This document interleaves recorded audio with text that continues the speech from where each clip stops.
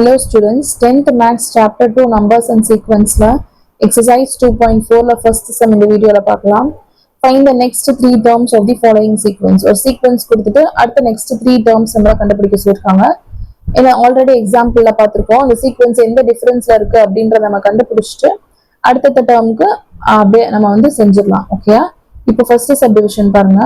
8, 24, 72 etcetera அப்படின்னு கொடுத்துருக்காங்க.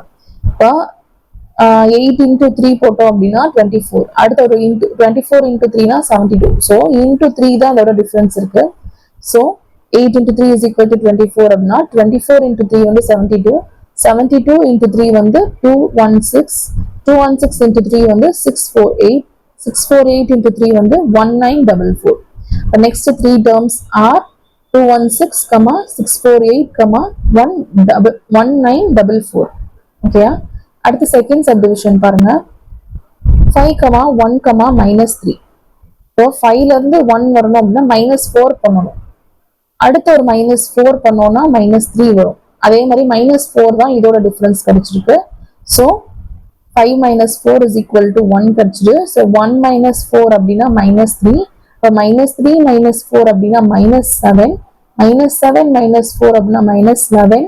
இந்த -11ல இருந்து திருப்பி -4 பண்ணோம் அப்படின்னா -15. So next 3 terms are -7, -11, -15. அடுத்து third subdivision பாருங்க. 1/4, 2/9, 3/16. இப்போ எப்படி இருக்கு அப்படின்னா 1/2 ஸ்கொயர், அடுத்து 2/3 ஸ்கொயர், அடுத்து 3/4 ஸ்கொயர், அந்த மாதிரி டேர்ம்ஸ்ல இருக்கு. அப்ப அடுத்து என்னவா இருக்கும் அப்படின்னா இப்ப இங்க 1/2 ஸ்கொயர்னா இந்த 2 வந்து மேல இருக்கு. 2/3 ஸ்கொயர், இந்த 3 வந்து இங்க இருக்கு. 3/4 ஸ்கொயர் அப்படின்னா இந்த 4 வந்து இங்க இருக்கும். ஸோ 4 அடுத்து என்னது 5. So 5 square. அடுத்து என்ன வரும் 5/6 ஸ்கொயர், அடுத்து 6/7 ஸ்கொயர்.